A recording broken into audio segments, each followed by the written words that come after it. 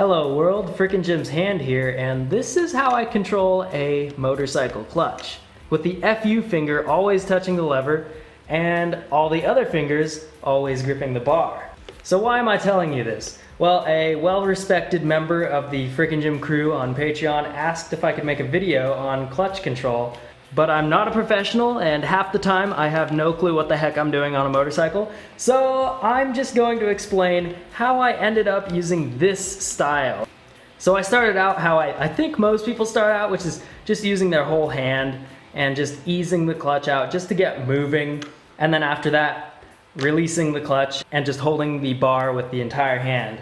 But I found that riding an off-road motorcycle, you have to use the clutch very often to not stall and to modulate power and for all sorts of reasons. So there's a huge latency if every time you have to use the clutch, you're pulling all your fingers off and then you're going and grabbing it. And then every time you're using the clutch, you're not holding the bar at all. Like your thumb is on there, but any type of jerking around and you have very little control over the handlebar. So it probably only took a matter of a couple rides before I was like, oh, I cannot stand this. Very quickly I switched to just using two fingers. And this was better. At least you can hold on with your pinky and your ring finger. I still couldn't motor around the whole day with the bars shaking and jerking around, just holding on with those two fingers. So I switched to trying to use my index finger and just leaving it on there at all times. But I still found that using my index finger to control the clutch and leaving it on there at all times to avoid any latency, I still wasn't getting a good grip on the bars, and that's because when I use my index finger to grip the bars,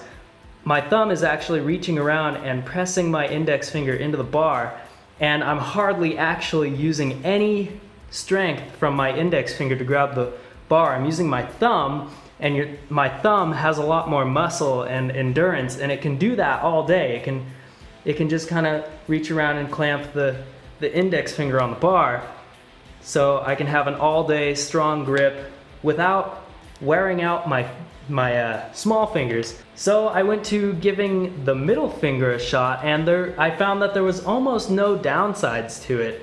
I had a good grip on the bars with three fingers, and the most important one being my index finger, and then I could just leave my middle finger on the clutch at all times, ready to use it whenever I needed to. I mean, there were just a few drawbacks to having a finger on the clutch at all times. Like for the first couple rides, and just the first couple rides, whenever I'd get into an oh crap situation, I'd automatically like clench up and this finger would pull in, and then I would have no engagement in the transmission, and that's usually not what you want in an oh crap situation.